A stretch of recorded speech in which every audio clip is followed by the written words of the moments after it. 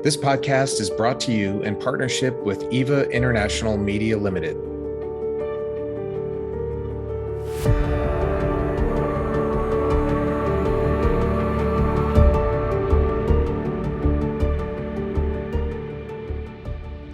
Hello and welcome to Down to Earth with Terry Virch, where we talk about what matters down here on planet Earth. If you love the podcast, please subscribe and give us a rating.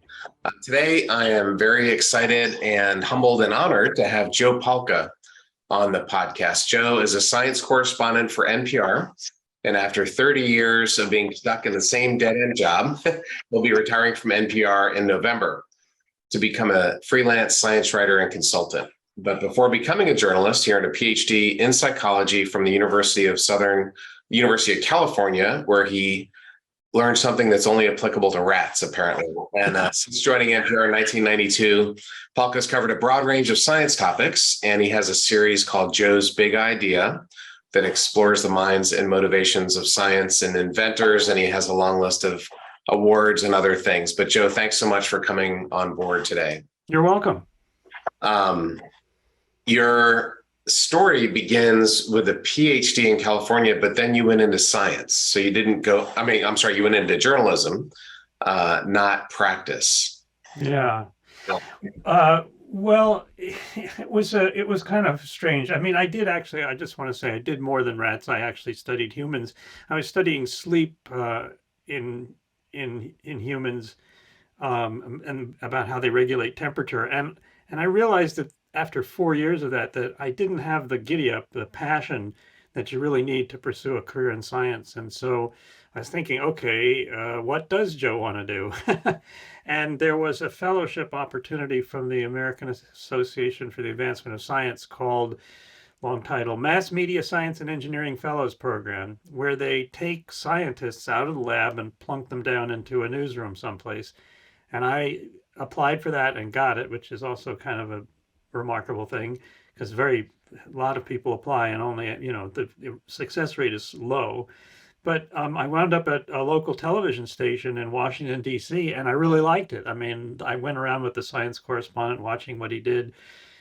And, the first couple times I went out with him and I watched him do the interview, and then we'd come back and he would cut the piece, and I would look at the final product, and I would just sputter, like, what, you left that out, you left that out, you left that out. And so the learning curve for me when I started doing journalism full time was understanding what to leave out, because you're not a PhD candidate, you're not a scientist anymore, you're not talking to scientists, you're talking to the public. And scientists are very cautious when they're speaking to other scientists because they don't want to be called out for overstating what they've done. Right. And so, but journalists, they're not overstating, but they do have to simplify things. People always say, "Oh, you dumb it down." No, I don't buy that at all. Listen, if I could encapsulate somebody's research in 3.5 minutes that took them 20 years to do, they didn't get very much accomplished. So I have to leave something out, And so it's just a question of, for me, that was the transition. I came back and finished my PhD so my mother could call me Dr. Palka, and then I started looking to get jobs in journalism, and I made the really unbelievable, nobody's ever done this or probably will ever do this again, but I moved from local television news to Nature magazine as a preeminent science journal, and I was a science news writer for them. And then I was traded to Science magazine for a future draft pick. And then that player to be named later. Right, exactly. And then I got picked up on waivers from to maintain the sports analogy on waivers at NPR, and that was 30 years ago. And I found this career very satisfying. And it's not that I'm leaving now or planning to leave because I'm dissatisfied or unhappy, but it is funny that I got hired with the same title as I'm leaving with. So it was fine with me, but there was no up. And I didn't really want to go up. I like where I am. Right. And so that's a great thing. So how we got to know each other here recently, I was doing some interviews concerning Russia and what's happening in space and what's happening in Ukraine. And you reached out, and I was so excited. I was like, wow, I got an email from Joe Palca. Like that was a really big deal because I've been listening to you for decades on NPR. And you made a point that I kind of spoke in ways that other colleagues of mine don't really speak. And I remember being at NASA and they gave us like media training. And whenever I would be in an interview, oftentimes with other people, they would be using acronyms or they would be speaking in NASA and not in English. And it was like fingernails on a chalkboard. Like you can't talk like a scientist. You can't talk like an insider. You have to speak the language of people. Yeah. Well, I have a book out, my last book. I need to get you a copy. How to Astronaut. I think you would love it. And I make here it is. It's 51 short essays about spaceflight. It's supposed to be very accessible, and I make fun of NASA acronyms. I'm like, and then you're on the ARED, which is the NASA acronym for workout machine, and then you have to run on the TBIS, which is the NASA acronym for treadmill, and just kind of making fun of those science languages because most people don't speak science, and that's okay. And it's such a rare skill that you have to communicate that.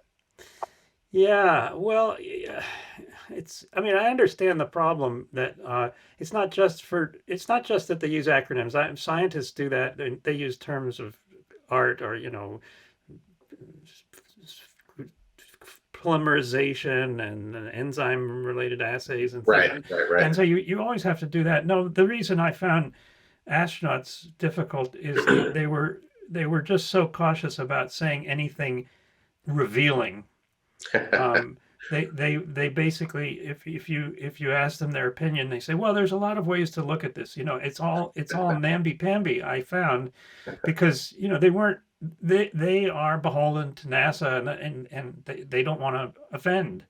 And it's that way with scientists too. I mean, I'm working now with a scientist who has a mission that NASA's funding, and she's very cautious, and understandably so. She's not 100% happy with NASA, but she's not going to say that on a recorded line because she doesn't want it to come back to bite her. So, I mean, there's two things about the interview, I think, that reveal something about me that you did. Your interview revealed two things about me. First of all, I found I like talking about space, and you can thank Brendan Byrne for putting us together because he's a space correspondent with WMFE in Orlando, and he's terrific. And he gave me your name for another story. I guess it was this story, but I'd already reached some people, so I didn't call you. And then I heard you on All Things Considered, and as I say, I really liked getting an honest opinion in a forum where a lot of people could hear it. So good for that. But the other thing that is a life lesson that I do is when you have something nice to say to somebody, say it. And I just felt, wow, that was great. And I don't know, I didn't know your background well enough to know if this was a one-off or you were doing it all the time, but I was going to just say good for you and encourage you to do it more often. So clearly you do, and I should have found a time to interview a long time ago, but there you go. Well, I appreciate it. When we were applying to NASA about 5 million years ago, there was a joke amongst the applicants that I fully support NASA's position on that issue. That was like the right answer for every question that anybody ever asked. Yeah. You're kind of joking, but it's very true. And then there's been some really big things, the Columbia accident, canceling Constellation. There's been some big kind of earth-shaking events in space over the last 20 or 30 years. And I've been just extremely disappointed that all these people that have a lot of clout have never exercised it even once. And that it's frustrating to me. You can't just badmouth the boss, and you have to go along with the company to a certain extent, but you also owe it to them, I think, to give honest opinions. I was invited to the National Space Council a couple of years ago, and Scott Pace is a friend of mine. He ran the Space Council, and I had an opinion of what NASA should be doing that was very different than what the administration thought. And he still, knowing that I disagreed with him, he invited me to speak. And I went to the White House, met the President Trump. It was the day he announced that there was going to be a Space Force. I was literally sitting 10 feet in front of him when he, out of the blue, surprised everybody and said there's going to be a Space Force. And then when that was done, I spoke to Vice President Pence and the National Space Council about Gateway. And as you know, like the NASA's new moon initiative it's called Project Artemis, but a big piece of that is the Gateway space station around the moon. And I strongly disagree with it. I'd written op-eds that was not a good idea. I think we should be going to the surface of the moon, not building a mini space station around the moon. Anyway, and I said that out loud, and I was getting all these texts from my friends at NASA, Terry, let's talk. Like they didn't want me to be saying this out loud. And behind me, there was 100 CEOs of every company, Joe, and literally the whole crap, person after person after person. Terry, thanks for saying that. Terry, you're the first guy that's ever said that. Terry, we're so glad somebody finally called the baby ugly. But not one of them would ever say anything in public because they're getting money from NASA. And it was like this giant self-licking ice cream cone. The goal was to give money to everybody, and then nobody would oppose it. It was a really instructive thing. People kind of agreed with what I was saying, but nobody was willing to say it out loud. It would hurt. You're going to bite the hand that feeds you if you do. Yeah, it's a problem. Science reporters such as myself are sometimes perceived like I'm not the world's most confrontational journalist. I tend to like to tell science stories that are not controversial because I don't really want to dive into politics and things like that. Right. But that's not the same as saying that I'm a cheerleader for science. I mean, if you ask me, do I think science is good and important? Yes, but my goal is to just explain things to people, and at the end of the day, they could say, "Wow, that's really interesting," and I think that's a waste of time, and that's okay with me. So, scientists often think, "Oh, well, you shouldn't have talked about that because that's going to make people not like us," and I'm going, "Well, it's too bad." I mean, just to pick an example, I mean, a lot of scientists think animal research is necessary, and we can argue whether it is or isn't. And as you heard, I did some work with rats in graduate school. So the question is, should you use animals in research? And scientists will say yes, but there will be examples of abuse and neglect and bad things. And they say, well, don't talk about that. And I'm going, no, I mean, and even if I don't talk about that, there's no definitive reason to use animals in research. They say, oh, but we're going to be able to detect new diseases and cure them and stuff. And it's reasonable, in my opinion, for somebody to hear that and say, you know what? I think I'll live with the disease a little longer and hope you guys can figure out another way to figure out how to defeat it without using animals. Right. And that's a reasonable position. But you also said something. I was writing down notes while you were talking because one of the most, again, very revealing interviews I did with somebody from NASA was I was down at Huntsville while they were building the nodes and the main habitation module for the ISS. So I haven't been in it in space, but I've been in it on Earth. And I was talking to one of the engineers. He might have been from Boeing, so maybe he was a little protected. But he was telling me about collaborating with the Russians, and he was saying, we asked them when we started working with them for all their records and blueprints, and he said they told us they didn't have any, and he thought, oh, they're just not willing to cooperate yet. And then he found out, no, they didn't have any. They actually don't have. There's some guy. The thing in Russia, like there's a guy that designed everything. In the 90s and 2000s, that was fine. But now those guys are all in their 80s and not, they're all from the 60s.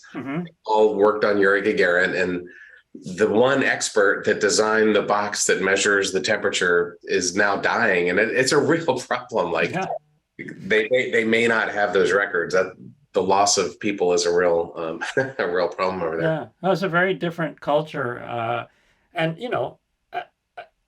I think just he didn't criticize them for that. He just said that's how they do it, and that's not how we do it.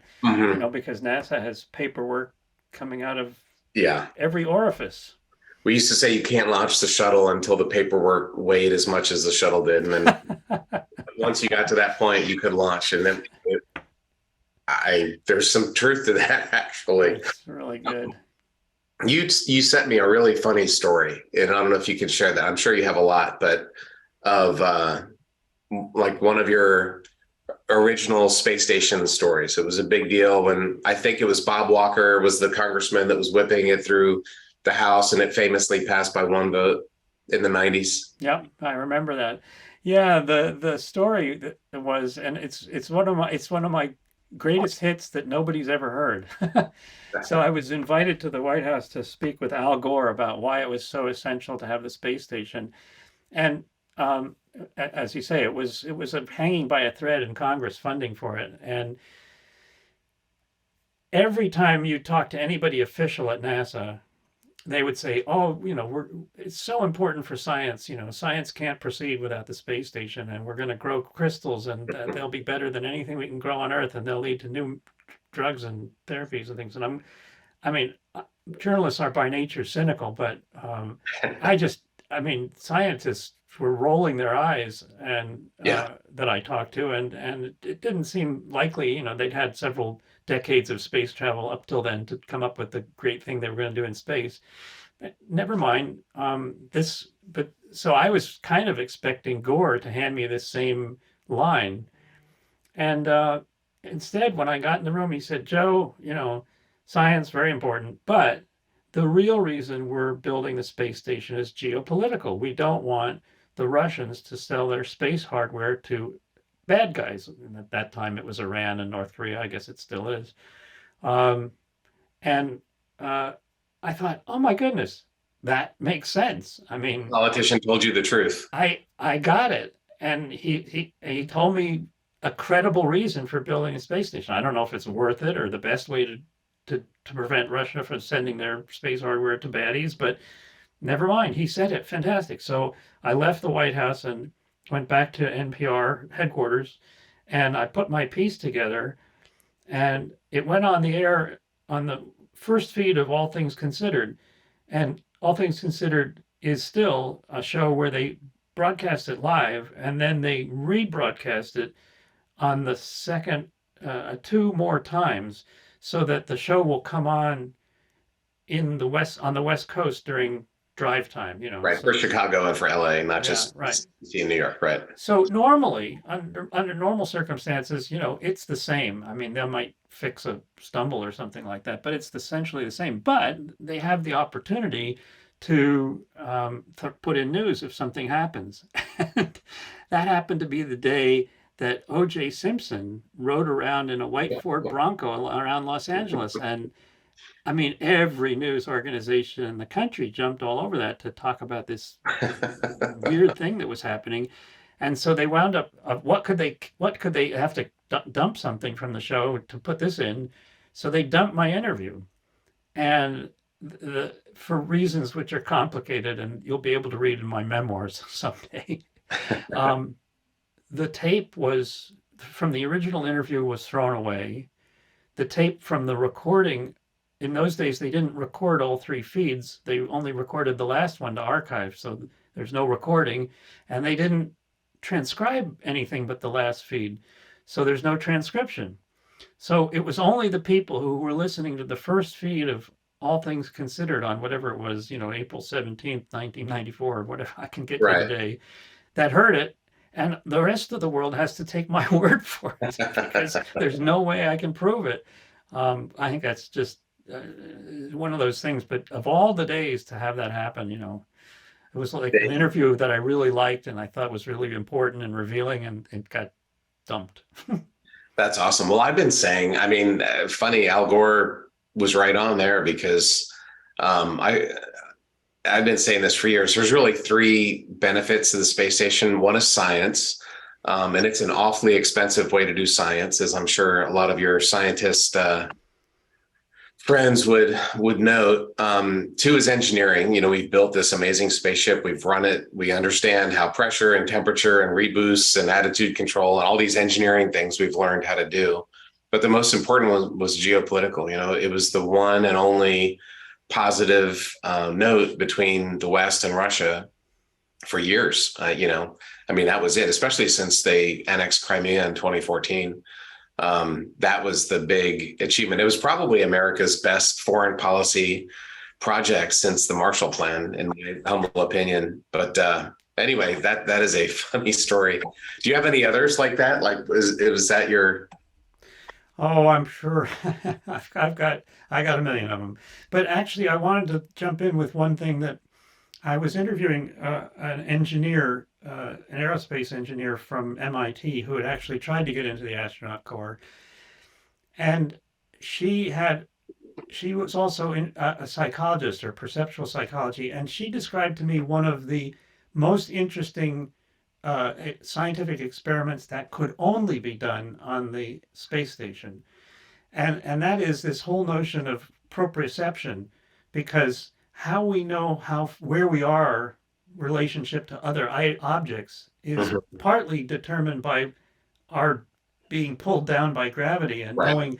knowing where our arm is with relation to our body by how it feels, not just how it looks. And so she had done a series of experiments talking about how pointing behavior tends to differ in weightlessness than it does on the ground.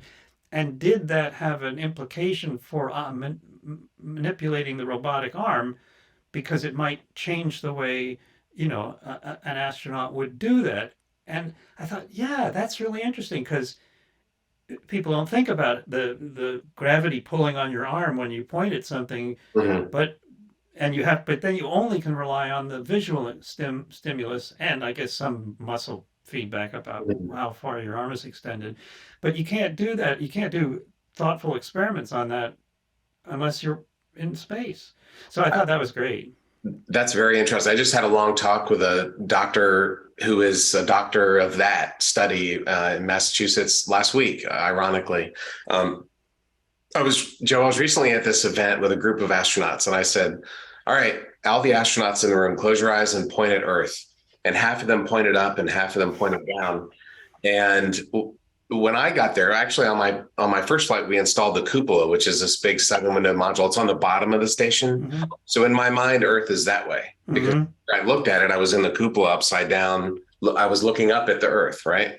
And the guys who are back from the 80s and 90s, the shuttle guys, usually the shuttle flew right side up, and so the Earth was always down. So it was interesting that I don't know if that's the same phenomenon, but it was an interesting Well, psychological phenomenon. yeah, it's part of how your perception of the world has to change. I mean, I found uh, oh gosh, what's the name of the Scott Kelly? Mm-hmm. Um, I read his book, and the flashes when cosmic rays, Mm-hmm. come and strike your retina. That was fascinating to me, and Yes. there are people. Apparently, it happens with your cell phone too. If you can, it those cosmic rays have uh, make the CCDs, the Yeah. detectors in the phone light up, and I don't know. I mean, but I. There were funny things and there were horrible things that happened to me, horrible, embarrassing things. Um, I can tell you one of the most embarrassing, and maybe I'll tell you the most embarrassing, but one of the most embarrassing things was I was hosting Talk of the Nation, which is a live call-in show, Mhm. and I, I'm sure there are tasks that you have performed. I mean, just driving a car is one of them, where you have to have your attention in multiple places at once. So when you're hosting a live program, you have to watch the control room for their giving you signals. You have to watch the clock to tell you how much time you've got. You got to watch the producers to that they're also giving you signals and they're talking in your ear. And then you have to look at the screen, which tells you which calls are coming in, so you know which one to pick. And you have to have and have to sound like you're talking to the person you're supposed to be talking to. So you're really multitasking. And one day I was hosting, and it was the beginning of the show, and it was the UN High Commissioner for Refugees, and he had just returned from Darfur, Mhm. and he was going to update us on the unfortunate situation. There was a lot of starvation there, and he was on a cell phone in Khartoum. And I guess cell signals in those days weren't so great in Khartoum, because about 30 seconds into the interview, his phone went dead. Wow. And this was the first thing in the show. So there was nothing ready to go next. Right. And um, the calls had come in, the board was flashing, but the person who was screening the calls hadn't yet had a chance to put up who was on and what their question was, because you have to be a little careful about that. Yeah, of And course. and so I looked at the control room and they're frantically moving, and I looked over to where the producer sits, and it was empty. There was nobody there. And I'm going, huh? And I'm going, well, we're talking to the High Commissioner for Refugees, Right, and call us at 800, da da da. And I'm just vamping with it, whatever I think. right. And then the producer comes back in, and she's with the reporter at NPR who covered the crisis in Darfur. And she's going to bring her into the studio so I have somebody to talk to. Right. And I can't remember her name. And they're not going to give me an intro for a reporter that I sit next to, essentially. Right. And so I was going, oh my God, this is terrible. And I played back something. She had a very distinctive sign off. I knew who she was, of course, and she had just come back from Moscow. But she always signed off from Moscow as Michelle Kellerman, NPR News Moscow. Oh, it's Michelle Kellerman. Yeah. So I remembered her name, and then the phone line came back up, and we were able to continue our conversation. But stuff like that, it just. Well, the key, you just have to make it look like you've been there before. You don't actually have to, like, you just have to make it look smooth, like it's not your first rodeo. Yeah. But the other thing, one of my first introductions to radio, right when they were showing me how I don't think I'd probably ever watched a live show before, but it was Scott Simon's weekend edition, and I was in the control room and I was watching, and the producer had come in during a break in the show and was telling him something about the next story or whatever. I couldn't hear because they didn't have his mic on. And then they came back on the air live, and this producer is still talking to him, and Scott just goes, Steve, I think we should talk about this later because we're on the air right now. And I thought, yes, that's what you do when something really goes wrong. You tell people something really just went wrong, but we're going to fix it and go on. And that's what I like to do. Right. That's funny. Well, there's so many different topics we could talk about. And one of the things I think is most important is energy. I'm actually working in the energy industry now, having left NASA a few years ago. And there's a lot of, I'm sure, science reporting I know that you've done. I went through some of your archives, and there's a lot of talk about it this week because the recent bill that they passed for climate change. And so I just want to get your thoughts on, and you're a reporter, so you report on these things. You're not the politician promoting these things. I get that, but there's a lot of technology. There's fusion. There's wind and solar. There's fission, nuclear. There's coal and natural gas and carbon capture. And there's all these different energy technologies. And at the end of the day, energy is really what makes society run. It's what makes, either people are living good lives or they're not. And a big part of that comes from the energy that they have. So I'd like to get your thoughts on what's happening in the energy universe. Well, you remember I was talking about whether people would be okay if we didn't use animals in research ever again, Right. even if scientists might like it. And here's another thought about a position that I think is wrong but defensible. And there, I don't usually give opinions, but this is a position I think I can safely say. You could say, if you think that we should continue burning fossil fuels with abandon, and just do it, you could say, I don't care what happens to the planet. Right. I'm okay with it warming 2 degrees or 3 degrees. I'm okay if it's uninhabitable in 100 years or whatever. I'm okay with that because I like my lifestyle now. I don't feel any responsibility for the next generation. Mm-hmm. Because the reason I say I understand that, or well, I could accept that, is if they didn't say, and I don't believe climate change is real. Right. As long as they say, I believe climate change is real, I believe that humans are having an impact on the environment, I believe a lot of it's because of the excess use of carbon-based fuels, and I don't care. Hmm. That to me is defensible.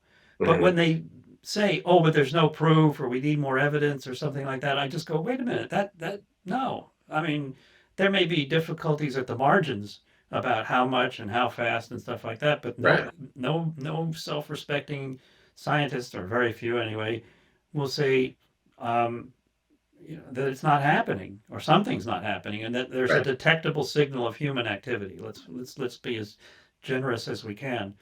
Um, and that's what bothers me about the positions that people take. Not, I mean, I don't. I do. I mean, I have kids. I would like them to be able to live. So I think, Right.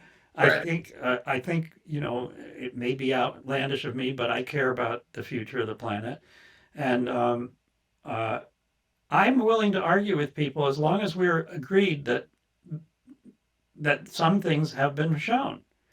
And I really am offended when, I mean, yeah, I'm really, again, I have an example, but I think probably I shouldn't say that because it does get into the political arena. But when you say, no, I don't buy it, I mean, who are you to say it? But you don't buy. What do you mean you don't buy it? Have you studied this topic thoroughly enough? And I'm sure people.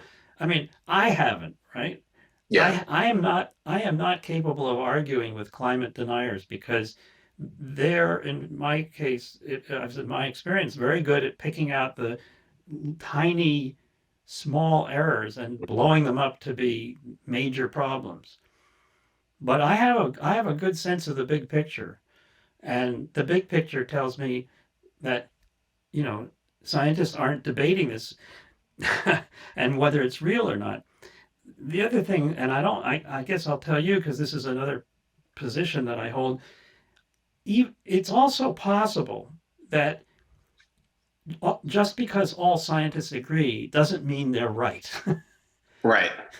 We could all be totally wrong, but that seems like a gamble to rely on to say they're safe and we have nothing to worry about.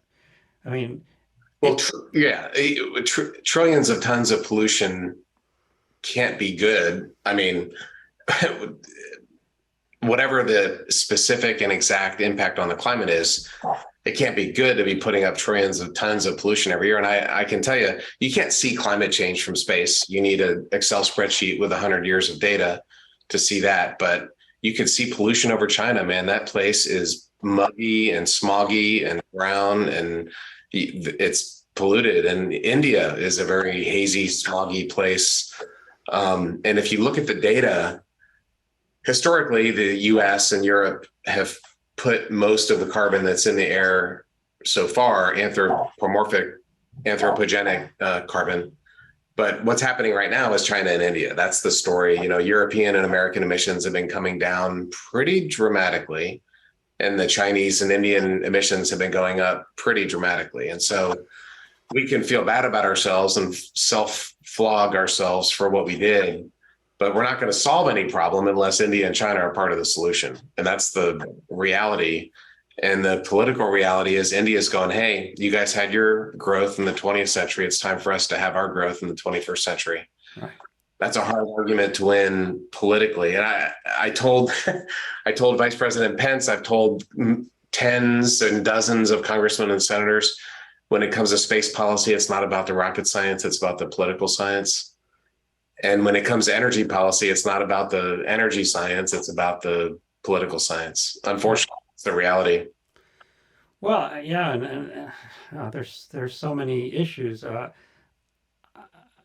I got very interested in the concept when I was in high school. This is just the concept of a global identity. Mhm. That the globe could be organized in the same sort of way, not exactly, that the US is organized with 50 states with differing needs and desires, and a central government that would look at the big picture and say, look, we're going to figure out how to do this, but we're not going to do it in a way that jeopardizes the whole organism, right? And that idea is about as popular. Let's see, what can I think of as what's a good example? You Is know it what I trading mean? Wade Juan Soto from the Nationals? Yeah, yeah, that was a good one. Yes, trading Juan Soto was not very popular. Um, yeah, Yeah. it just never took off. I think autonomy is a very big thing in America. Well, we That have the people, United Nations. I mean, we have the World Trade Organization. There are global multilateral organizations. yeah, yeah, It's they just are. not very popular in this era of nationalism that we're in right now. Yeah, well, I mean, I would argue that the United Nations has never realized its potential to to solve global conflicts, but they've solved some, no question. Right. But some of the bigger ones, people have said, I don't care. We're just ignoring you. Forget about it. Yeah. I don't want Well, to get Russia and involved. China have a veto. When the two, when the threat to global freedom and democracies have two of the five vetoes, it's just not going to be an effective organization. Right. Well, I don't, and I believe me, I don't want to say I've got the answers, and my own solutions probably are as flawed as anybody else's, the ones I think about anyway. But I sure wish there was some way. They used to talk about this Deus ex machina. The idea. I mean, I don't know what you think about this, but if It's a good people, movie.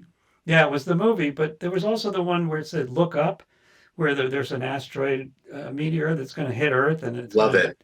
Hmm. And the idea, would that bring the planet together? No. Well, I thought it would at one point. Yeah. That was a great movie. Don't Look Up. And it was about climate change, but it was really about many other things. It's about when there's something that's obviously right and the population is just ignoring the facts, and how do you solve that? That's kind of at the heart of what we need to do to solve our problems, I think, is to have people think rationally about problems and to think critically about problems and not ideologically. Ideology has ruined humanity, for many centuries. And um, we're seeing it every day in our political system in America. Whatever the news item is, many people just immediately jump to their tribe. It's all about tribalism, and whatever their tribe says is what's right, even though that's not obviously right. And I think if we had the ability to open our minds and just look at issues critically, I think that would be pretty good. Like, politically, I'm not a Republican or Democrat, and I can see good policies on both sides, but I can't see good policies in some of this ridiculous, the big lie stuff really gets. Yeah. No, Yeah. it's. I mean, that's one of the things that I felt disturbing and discouraging in the last maybe decade, maybe less. The idea that people would accuse the media, or me, because I'm in the media, of lying to the American public about something. Mhm. Now, I don't vet everybody's work at NPR or New York Times or any place, or Fox News for that matter. I don't vet all the stories, so it's possible that my colleagues are doing that, but I've never done it, Mhm. or at least if not knowingly. I've never. I guess we had a lot of questions at NPR about whether to say someone was lying or whether they were just misinformed or something like that. But lying it seems to include intentionality. And I am sitting here telling you, and you can believe it or not, that I've never wanted to lie to people. Mhm. It's never been my desire to lie to people to get them to believe something that I know isn't true. Right. Um, but the idea that even then people say, "Oh well, you can't trust anything they say," I find it, yeah, discouraging.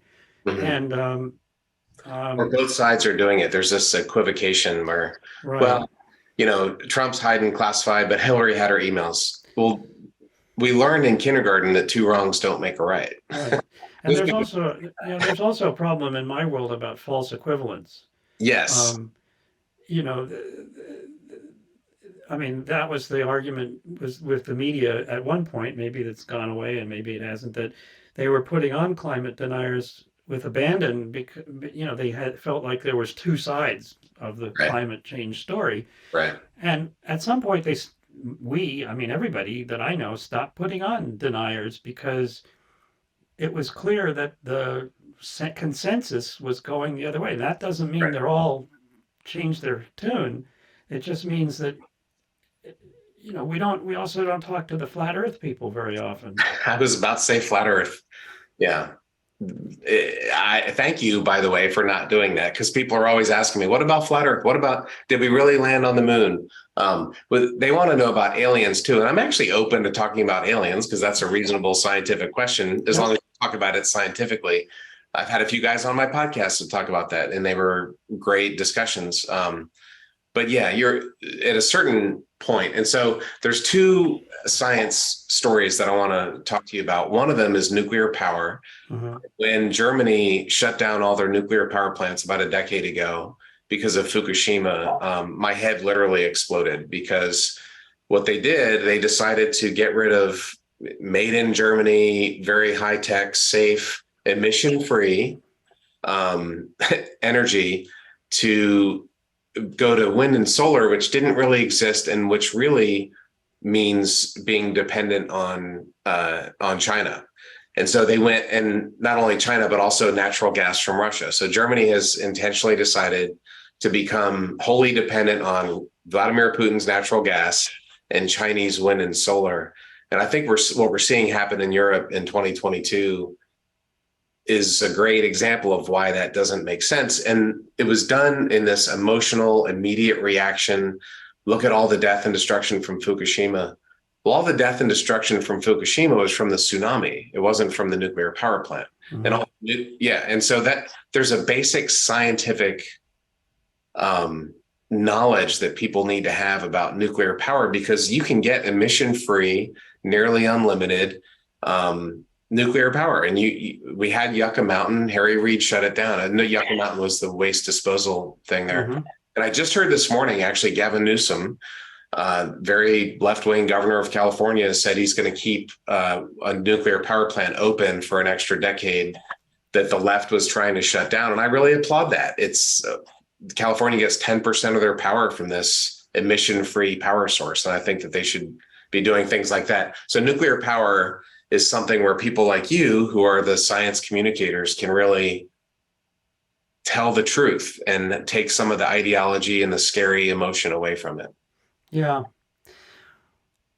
Well, I'm gonna tread cautiously here because uh, there's a lot of misinformation.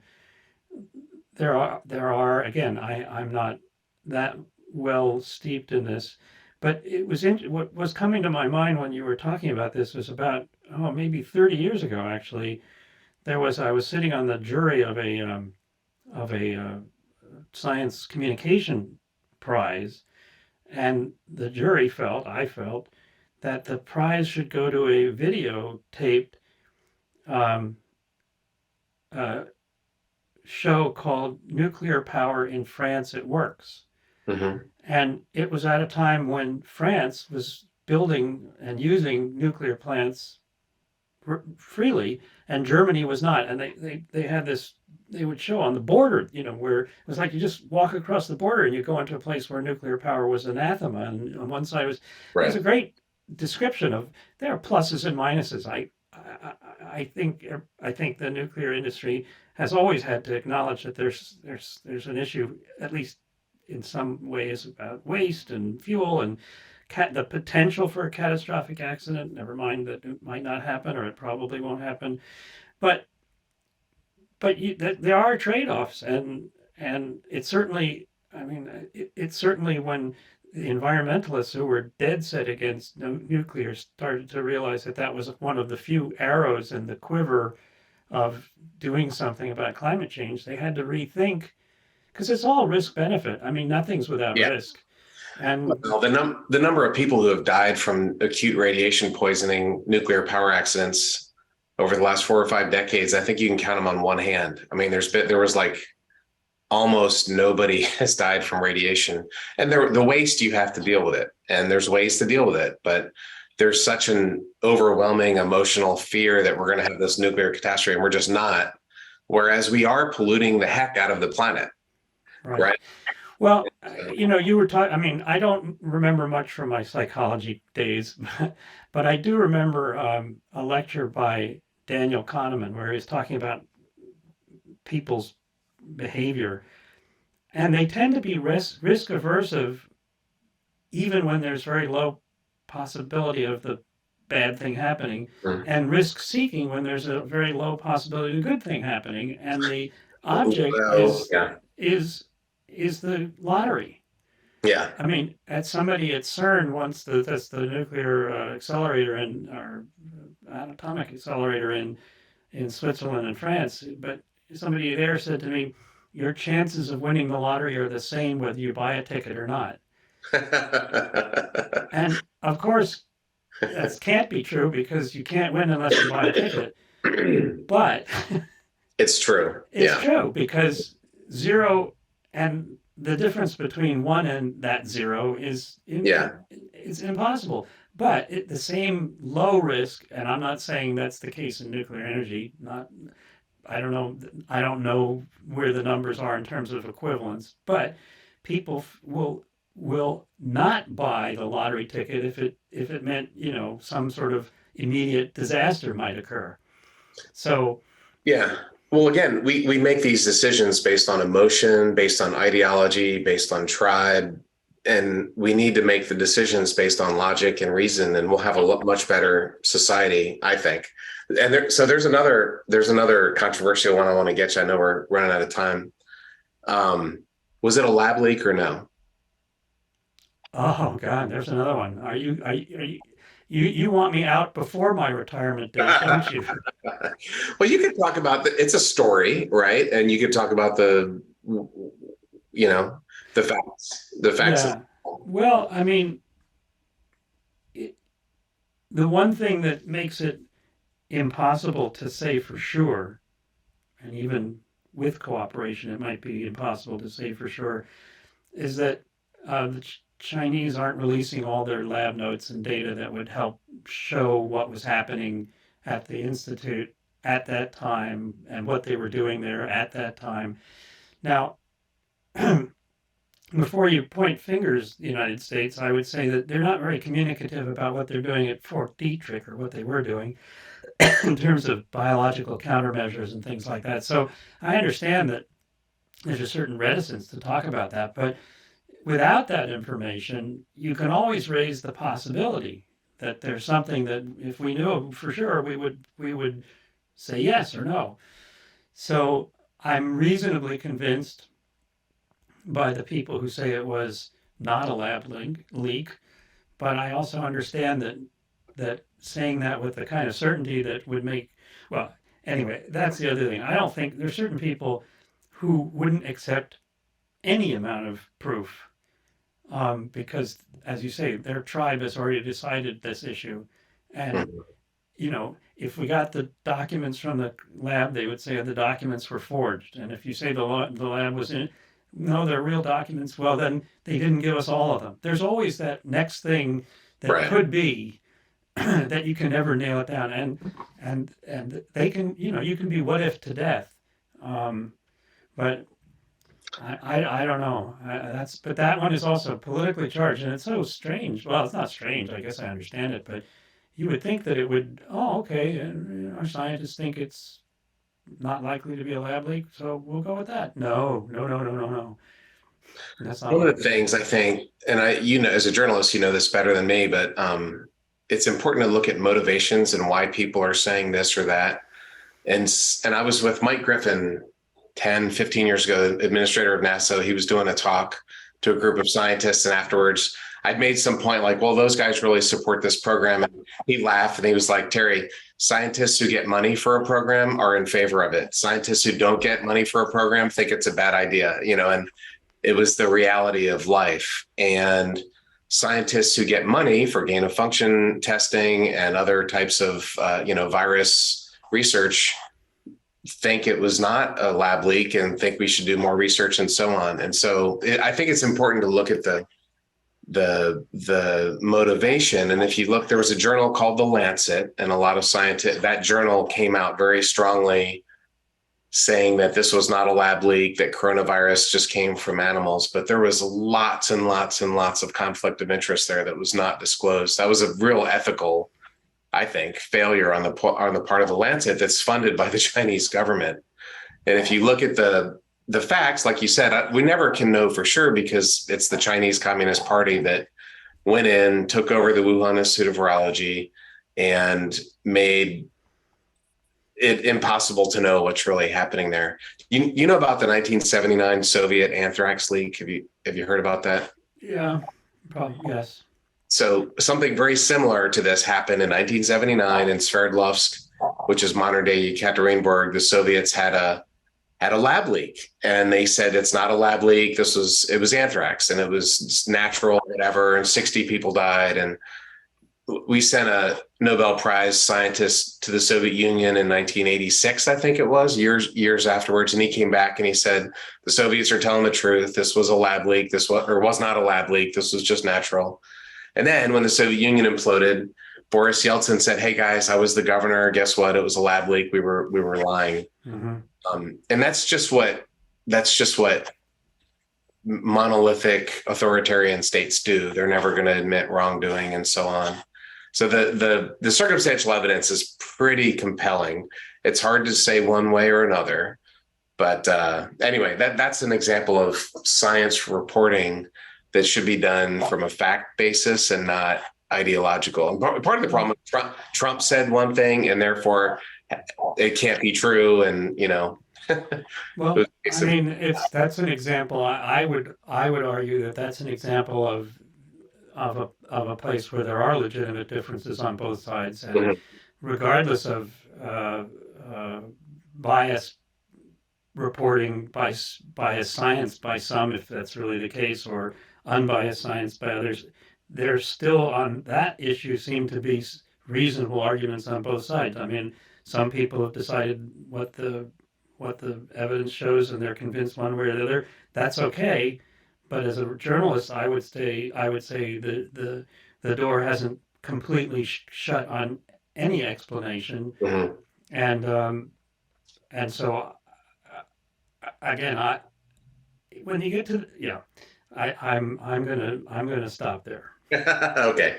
Well, this is a little bit out of your lane. Normally, you're a science reporter, which is, I won't say uncontroversial, but it's not like you're reporting on immigration or Trump, right? It's fairly non-controversial.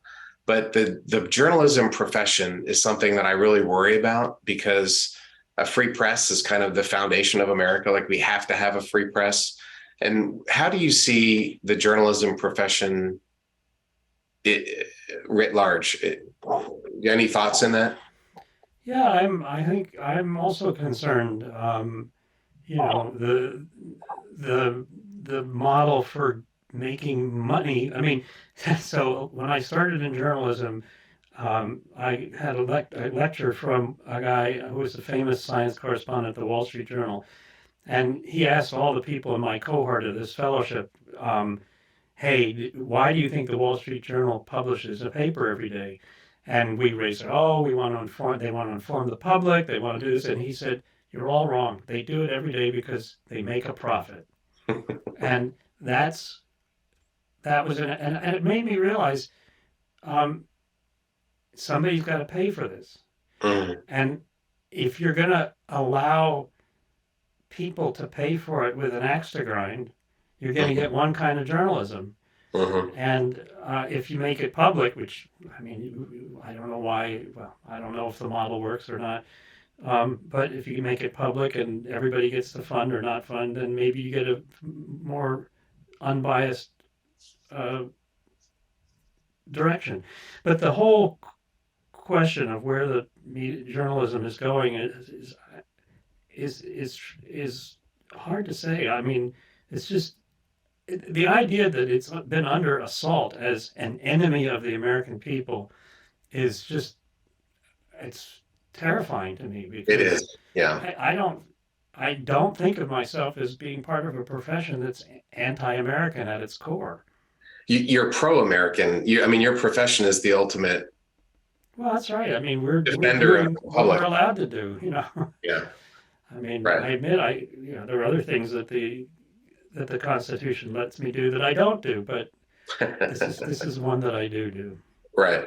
Well, it's something that we can't solve it right now, but I subscribe to a couple papers. NPR is one of the best for sure. You guys are absolutely one of the most fact-based and non-biased.